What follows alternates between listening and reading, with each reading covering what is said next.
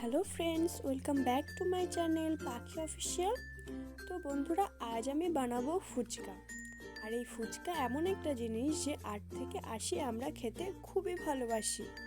তো এই ফুচকা আমি কিভাবে বানাবো সেই পদ্ধতিটাই আমি তোমাদের সাথে আজ শেয়ার করব।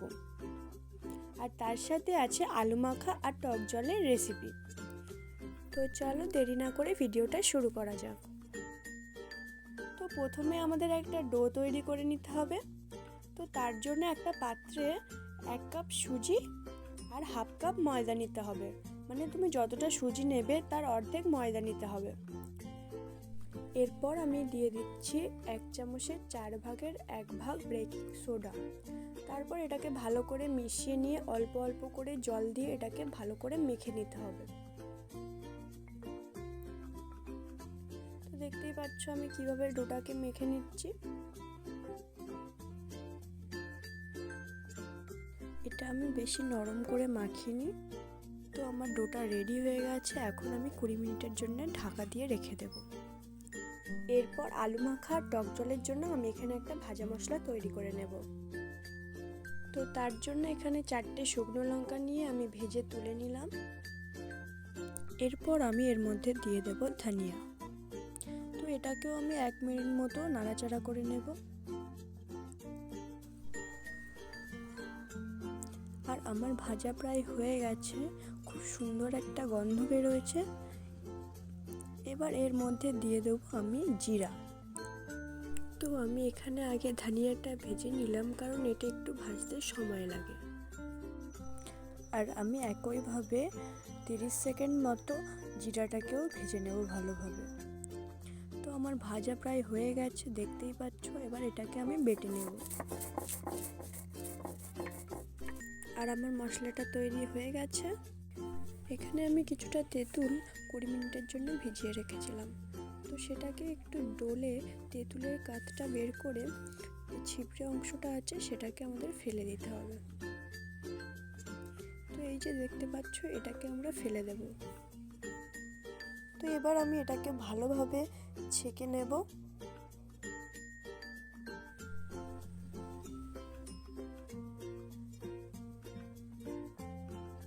তো আমার জলটা ছাঁকা হয়ে গেছে। এবার একে একে সমস্ত উপকরণ এতে দিয়ে দেব। তো প্রথমেই দিলাম স্বাদ মতো নুন। তোমরা এখানে বিট নুনও ইউজ করতে পারো। তারপর যে প্রথমে ভাজা মশলাটা তৈরি করেছিলাম সেই ভাজা মশলা 1 টিস্পুন। এরপর আমি দিয়ে দিচ্ছি 1 ফালি গন্ধরাজ লেবুর রস।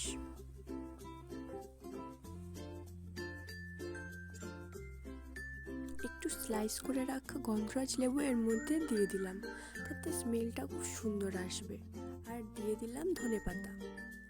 তো আমাদের রেডি হয়ে গেল জিভে জল আনা ফুচকার টক জল। এবার আমরা বানাবো আলু মাখা। তো তার জন্য আমি এখানে 3টে মাঝারি সাইজের আলু সিদ্ধ করে নিয়েছি। এতে এবার সমস্ত উপকরণ একে একে দিয়ে দেব। তো প্রথমেই দিলাম স্বাদ মতো নুন।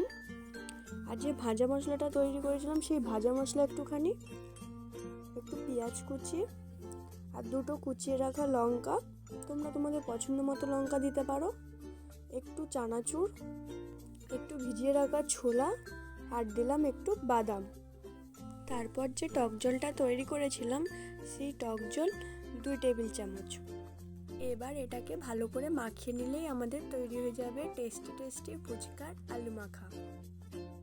তো চলো এবার ঝটপট বানিয়ে নেওয়া যাক ফুচকাগুলোকে। তো আমার এখানে 20 মিনিট হয়ে গেছে আর ডোটাও খুব ভালোভাবে সেট হয়ে গেছে। আর ডোটাকে আমি আবারও একটু ভালো করে মেখে নিয়ে এরকম ছোট ছোট করে লেচি কেটে নিচ্ছি। তো আমার লেচিগুলো কাটা হয়ে গেছে। এবার এটাকে আলতো হাতে ঘুরিয়ে একটু গোল করে নেব। তো আমার সবগুলো গোল করা হয়ে গেছে। এবার এর ওপর একটু ময়দা ছড়িয়ে দিলাম, যাতে বেলতে কোনো অসুবিধা না হয়। আর এটা বেলতে গেলে কোনো তেল লাগবে না আমাদের, খুব সহজেই তেল ছাড়াই আমাদের বেলা যাবে। আর ফুচকাগুলোকে আমাদের একটু পাতলা করেই বেলে নিতে হবে। তো আমি এখানে সবকটা ফুচকা বেলে নিয়েছি। এবার ঝটপট ভেজে ফেলার পালা। তো আমাদের এখানে তেলটা গরম হয়ে গেছে।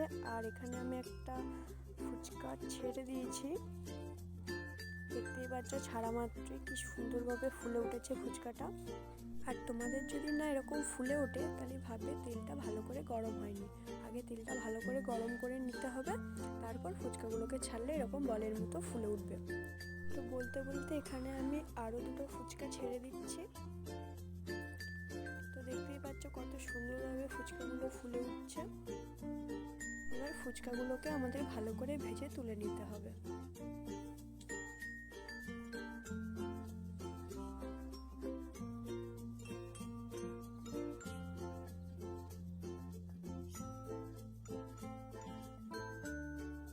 তো আমার ফুচকাগুলো ভাজা হয়ে গেছে, এবার এগুলোকে তুলে নেব আমরা। তো আমি এখানে তোমাদের আরও একবার ভেজে দেখাচ্ছি। তোমরা যদি একসাথে না পারো একটা একটা করেও ভাজতে পারো।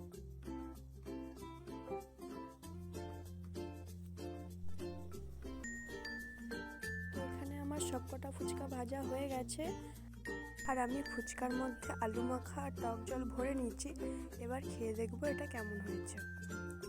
তো সত্যি ফুচকাটা খেতে দারুণ হয়েছিল। তো এই ছিল আজকের রেসিপি। তো ভিডিওটা ভালো লাগলে একটা লাইক, কমেন্ট, শেয়ার আর চ্যানেলটা সাবস্ক্রাইব করে দিও।